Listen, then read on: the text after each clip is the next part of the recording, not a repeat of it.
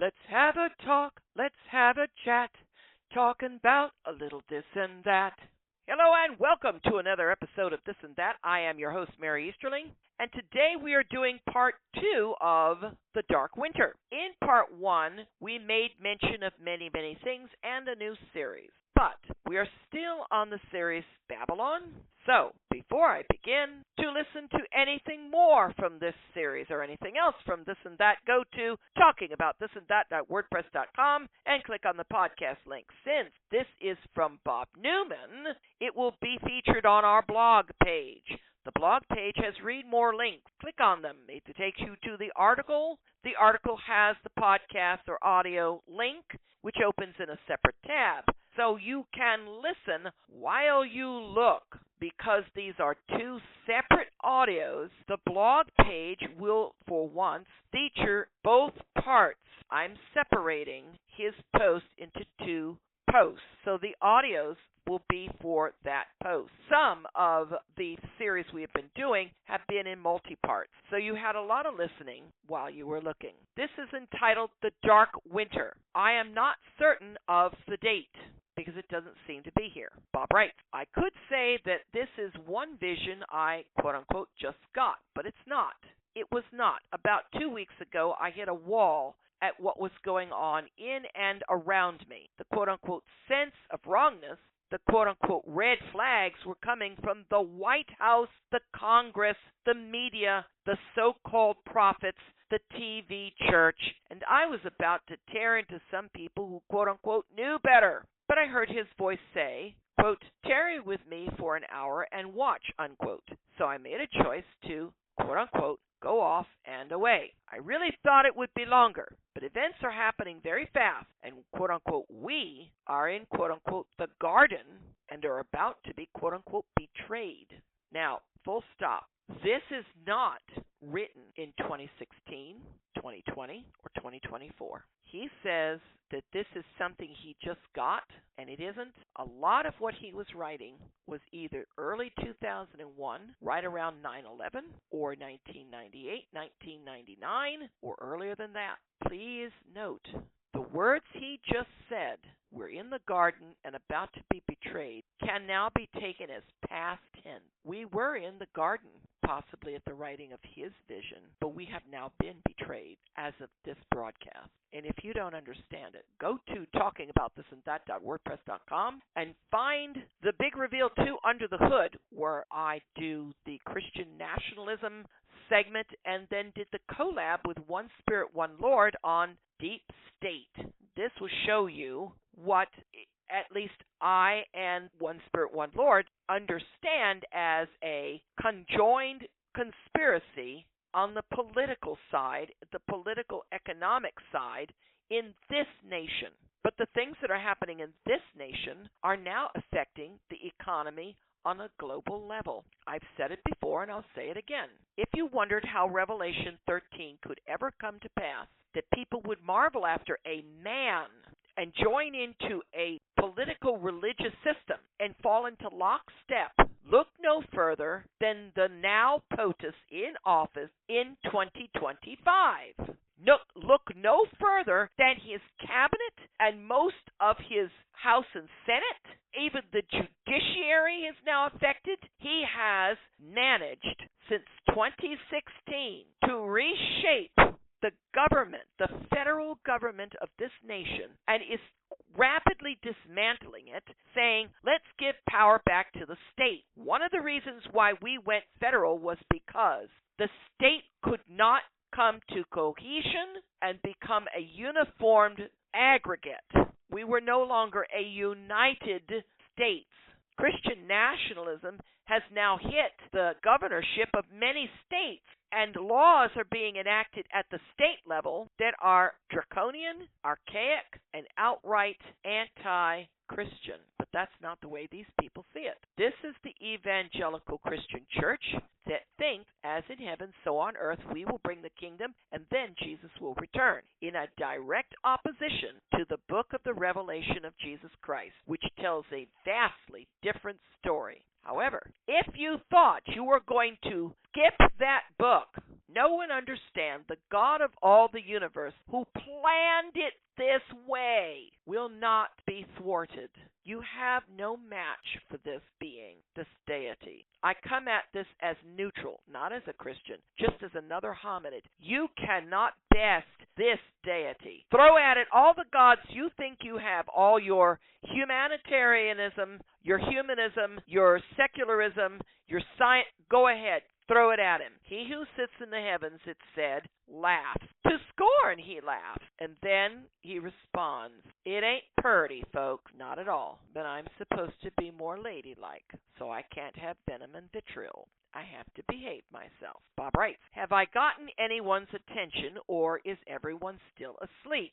All the events that will now occur have been orchestrated, scripted, and choreographed. These events have been years in the planning. Why miss the show now? About 8 weeks ago, HBO began showing The Band of Brothers, the 101st Airborne during World War II. For years, I have had visions of desperate warfare in the winter's cold, outnumbered, ill-prepared, surrounded, and running out of food, water, and ammo. I have referred to these images over and over, full stop.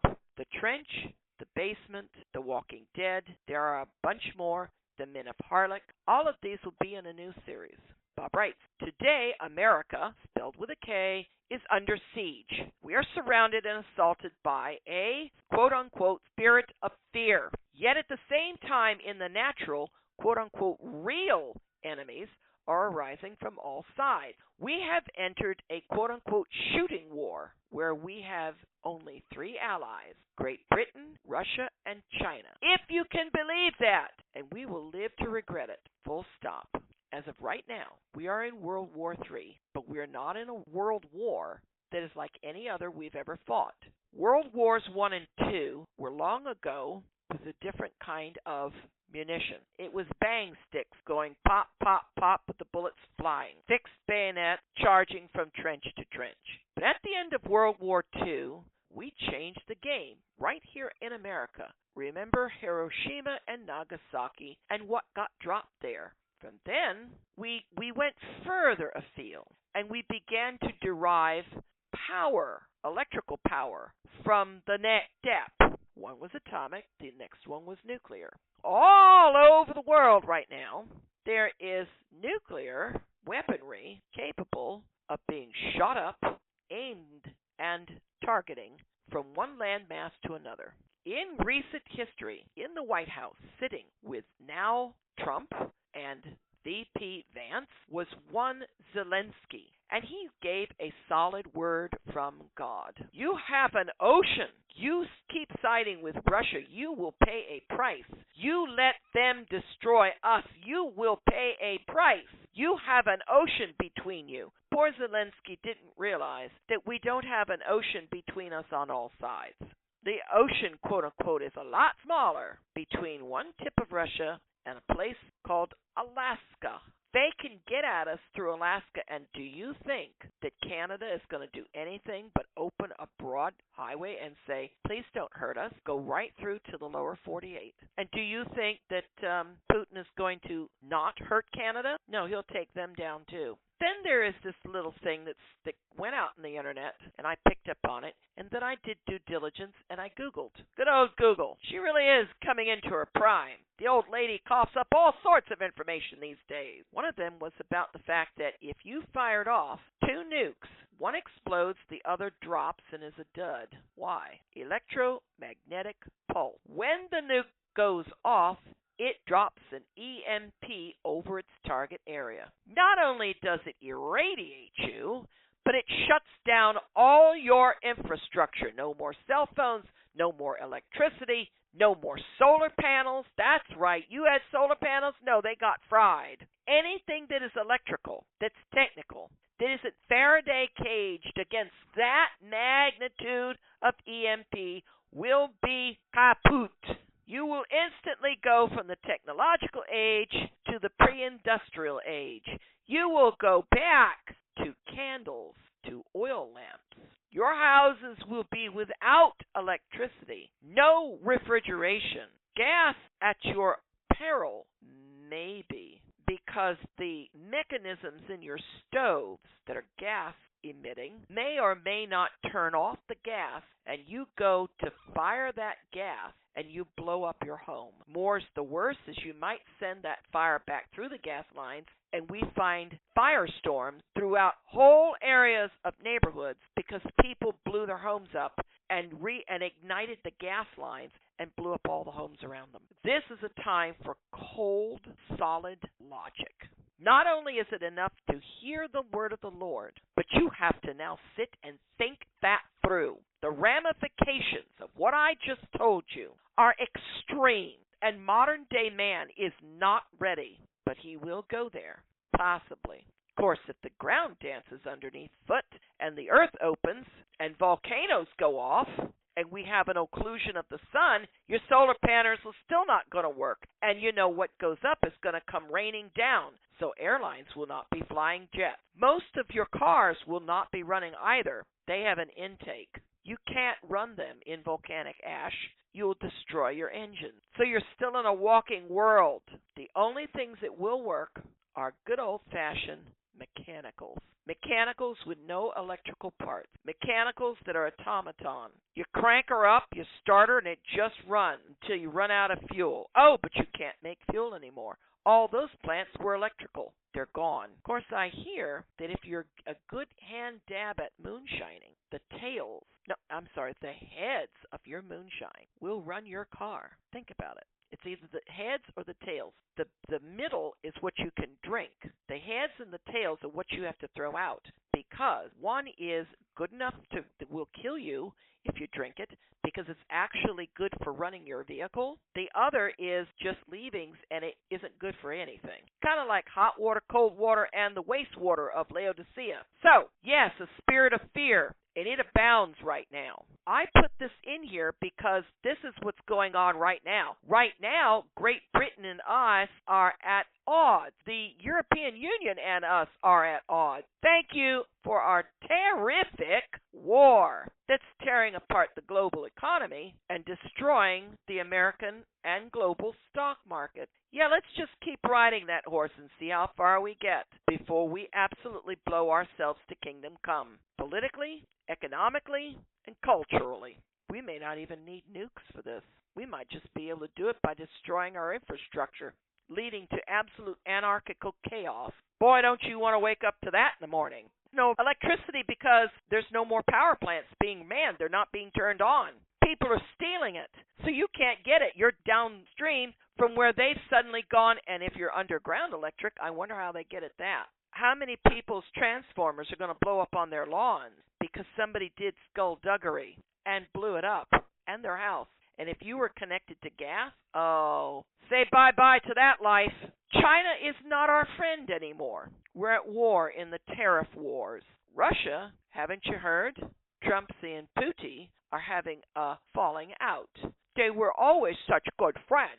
Now, Putin, he just doesn't want to stop his bad little war. As of latest quip, sometimes you just have to let them fight, like bad kids on the playground, and they're fighting, and you go to break it up, and they won't break it up, and you just have to walk away and let them fight. Then later on, you can come through and break it up. Here's the kicker. The reason I call this a third world war is because we have two arenas, and they're connected. One arena is in Israel versus the Hamas. When that whole mess started, Joe Biden went to Netanyahu and said, "Don't let this consume you." Why did he say that? What did we do after 9/11? And it consumed us, and it's still consuming us. Yes. Did Netanyahu listen? No. It's consumed them. It has destroyed countless lives. Why? They're an offering to Allah. All of the Muslim countries around them are not putting a stop to the Hamas and handing them over to Israel in order to save their own people who are Muslim. Why is that not happening? Because the Sunnis are fighting the Shia, using Israel as clickbait and guns. Yup. See, they all want the Zionist Israel gone. And they'd like to kill the Jews anyway, but they'd also like to kill the Christians. Why? Haven't you heard? Allah is God and Muhammad is his prophet. Mr. Moon, is the living God, and Muhammad is the Jesus. Well, that's what they'd have you believe. Go check out a Quran. That's what it tells you, basically. They have the final revelation. All the rest of us are considered the people of the book and obsolete. But then there's Iran. Iran, which is trying to go nuclear in order to power its constituents. That's a beneficial use of nuclear if it's done responsibly. The flip side of this, though, is to have a bomb and become a threat. Committee of 300 wants you to not have any nuclear, not have progression, and to be able to develop as nations, but they don't mind if you have bombs. Well, maybe they do. They're weird, but they're serpent seed, so who cares? So they're over there, and then there's Russia battling the Ukraine. Okay, Russia is in cahoots with Iran for weapons. Iran has been supplying Russia with weaponry to fight Ukraine.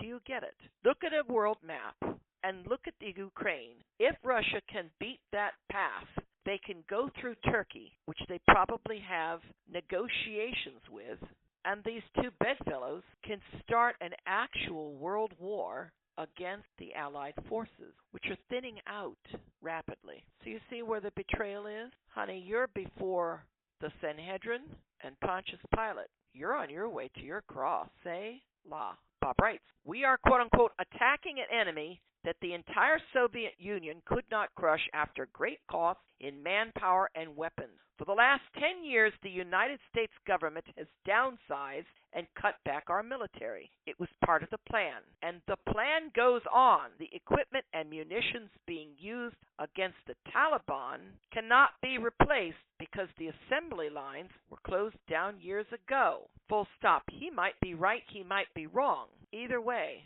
we had a massive stockpile. How long do you think it's going to take to deplete it? Oh, but Trump's suddenly going to ramp it up on the military front, or is he? One big, beautiful bill. Is this a good thing, or is this a bad thing? Or is it just more of the plan?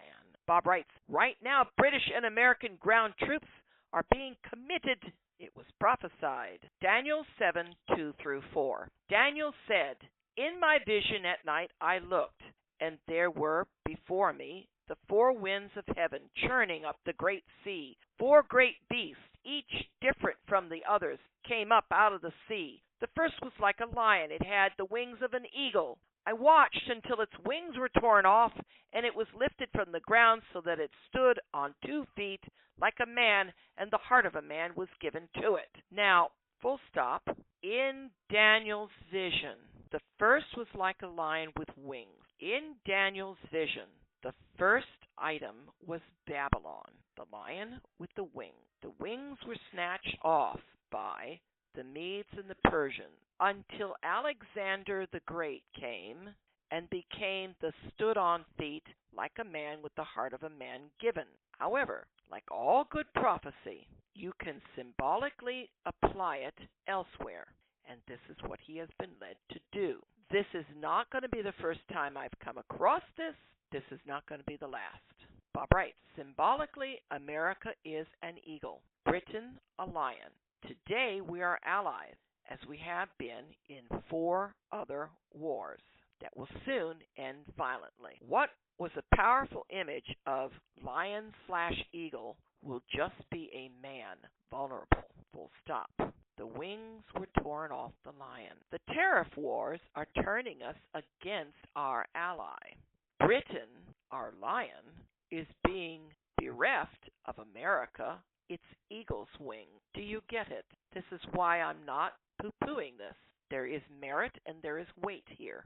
True prophecy will iterate over and over and over again in one symbolic example after another, image, pattern, and sequence. But when it starts to happen in the book of the Revelation, Daniel's pattern actually gets fully fulfilled in the books of the Maccabees, because after Alexander the Great came the Syrian Empire, and then came Rome, and then came the Roman Church, out of which came the Protestant Church, out of which is coming something brand new.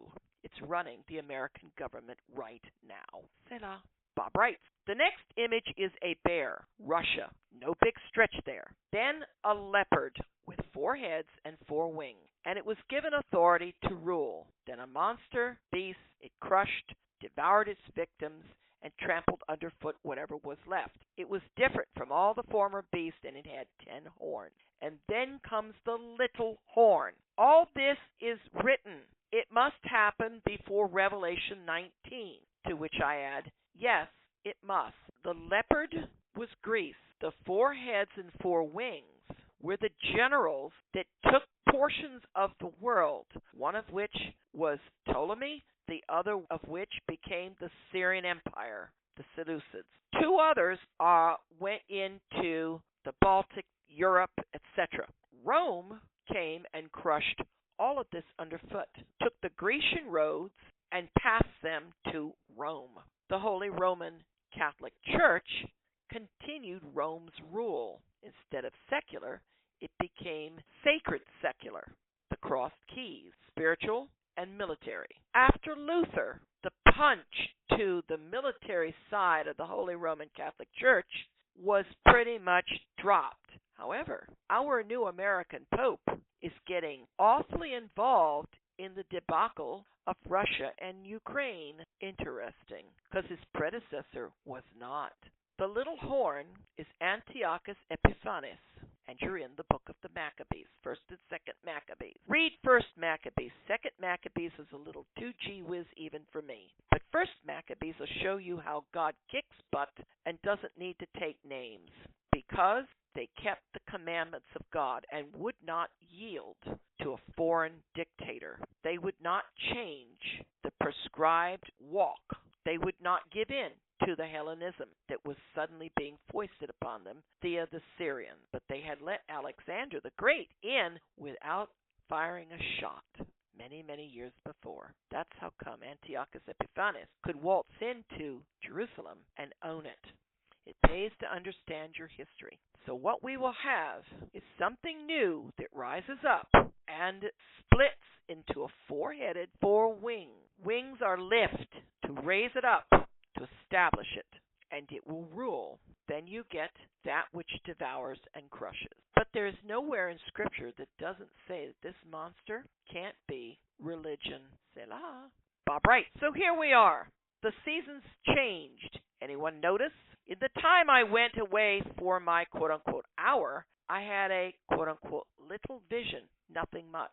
I watched as the snow began to build up and the wind howl. All around me, people scurried back and forth. I saw faces filled with panic and terror. I watched people being picked up and tossed to and fro. It was then I noticed many women were wearing evening gowns and high heels. Men were wearing tuxes and wingtips. Then I noticed others in nightgowns and pajamas. None were wearing quote-unquote appropriate clothing for the white hell I was watching. Every now and again, I would see a face looking at me, and I could sense the pleas for help that went unvoiced because I saw no mouths open in attempts to speak or scream. I stood there, wrapped in my fatigue, as I had been in the trench and so many visions. There was nothing I could do. I just stood and watched as the storm raged around me. After a while, I realized all those that I saw were adults. Then I remembered that there was a place prepared for the children, and in that memory I knew I could, quote-unquote, wait out the storm. And then I was out of the storm and standing on a hill. Before me I saw some familiar faces that we see a lot on CNN. One is called GW, another colon, and it was the oddest thing. They were wearing costumes, I thought. My first thought was Halloween has come early, and I heard his voice ask a question, trick or treat, soldier? And I looked at their costumes, hats with feathers, breeches and bright-colored tunics and rows of medals and ribbons. It looked like the staff of Napoleon's legions, but it just did not seem right.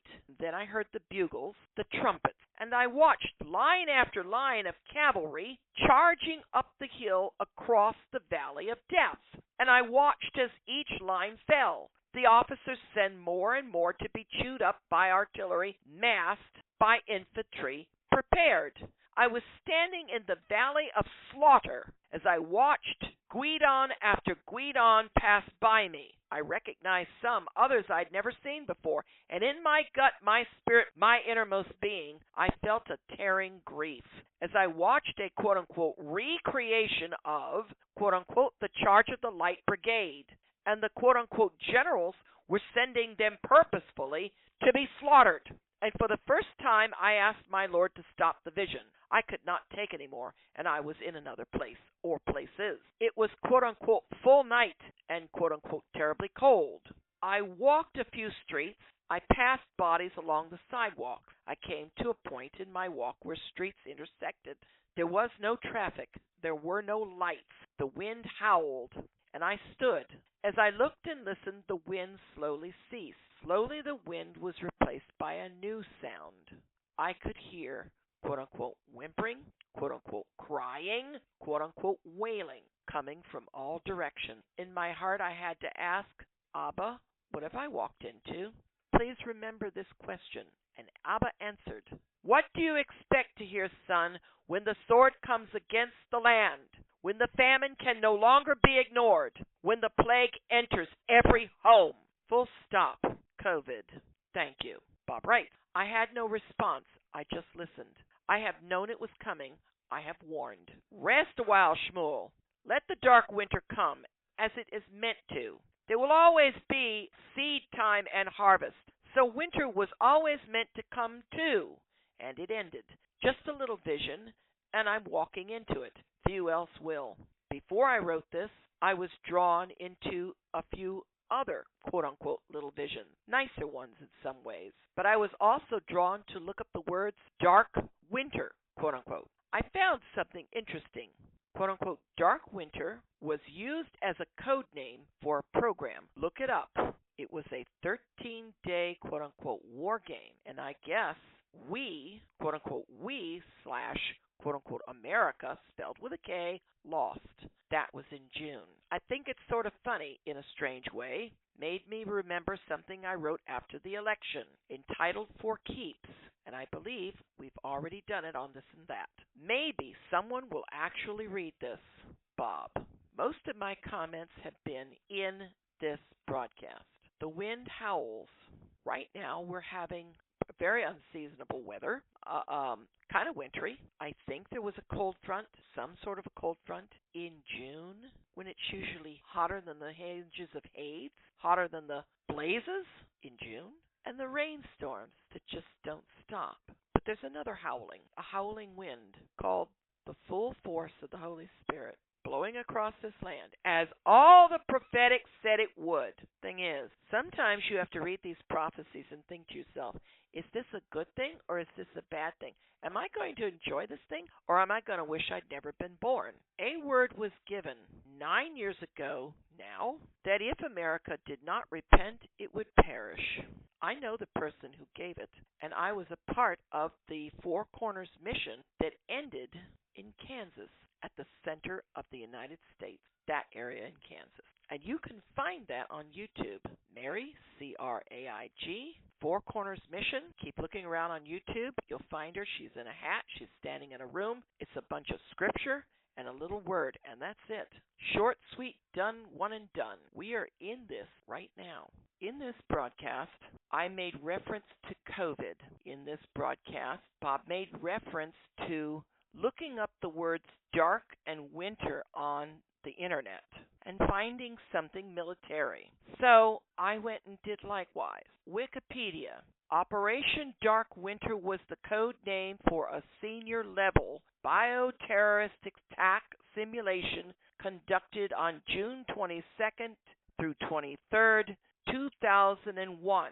It was designated to carry out a mock version of a covert and widespread smallpox attack on the United States. Tara O'Toole and Tom Inglesby of the Johns Hopkins Center for Civilian Biodefense Strategies, CCBS, Center for Strategic and International Studies, CSIS, and Randy Larson, Mark Demir of Analytic Services were the principal designers, authors, and controllers of the Dark Winter project. The overview and objective was this. Dark Winter was focused on evaluating the inadequacies of a national emergency response during the use of a biological weapon against the American populace.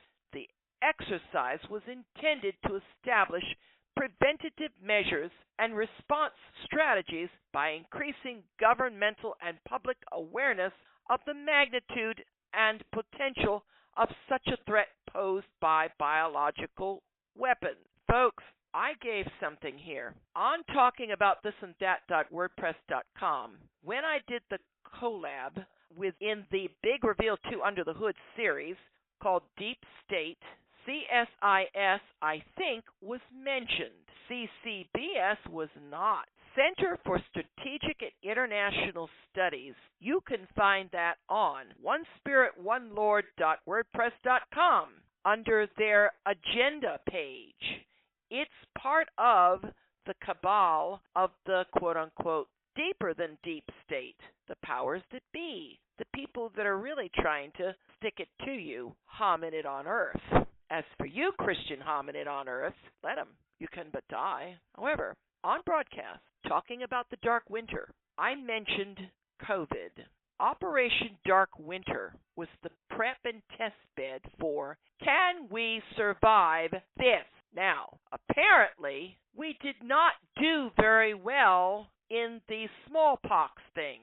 Ah, my.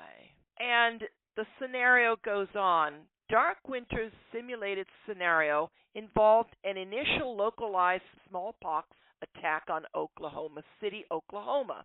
Where did COVID start? New York City, New York.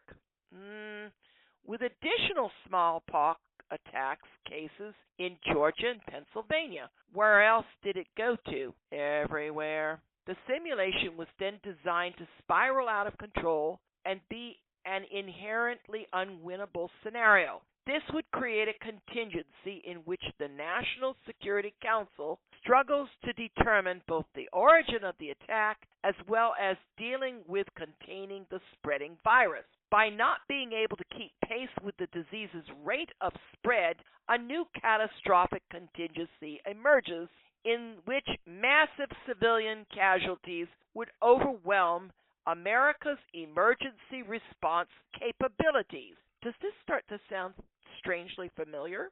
The disastrous contingencies that would result in the massive loss of civilian life were used to exploit the weakness of the U.S. healthcare infrastructure and its inability to handle such a threat. The contingencies were also meant to address the widespread panic that would emerge and which would result in a mass social breakdown and mob violence. Did we not have some of that? Yes, we did. Exploits would also include the many difficulties that the media would face when providing American citizens with the necessary information regarding safety procedures. Discussing the outcome of Dark Winter, Brian Walsh noted, quote, the timing just a few months before the 9/11 attack was eerily prescient, as if the organizers had foreseen how the threat of terrorism, including bioterrorism, would come to consume the U.S. government and public in the years to come, unquote. Oh, wait, what? What did COVID do to us? Anybody remember? Alone together. Alone together. That's an oxymoron. Stay in your home. Don't go out. We're all in this together. They shut down. Nowadays, you'll see advertisements that talk about big, small, and a new word, essential. Only essential businesses were allowed to function. Police, fire, National Guard, etc. Hospitals, yes. Heroes don't all wear capes, but a lot of them wear masks. Some of us still mask up when going into unfamiliar biospheres. I know I do, but then again, I'm a caregiver. I don't want to bring home something to the person I'm caring for. I mean, really? This is the Dark Winter, the howling winds, the cold, the looting, This all went on during the 2020 time. We were overwhelmed. We were overrun. That stupid study was the primer for when the real deal hit, and it wasn't smallpox. Coronavirus still exists. We have vaccines that are not good for people with heart disease. I took the vaccines, first and second. I've not taken them since because over time, the coronaviruses that are hitting here might be being now more or less watered down. It will be a new variant of your basic, very bad, very nasty, it could kill you cold. Oh, and if it's COVID, Paxlovid. That's a new thing that Big Pharma made book on. Still think that Robert Neumann's a fluke? He puts out something called Dark Winter. I come to find out that he's right. This is a war game type thing. This was a simulation, and then the real deal hit us. We have not recovered from it, folks. We have yet to recover from it. I'm telling you what, this is no joke. You best get tight and right with the King of Glory. Selah. For by the time this is done, all you will hear is the pitiful sound of pain. For this episode of This and That, that's a wrap. Until then.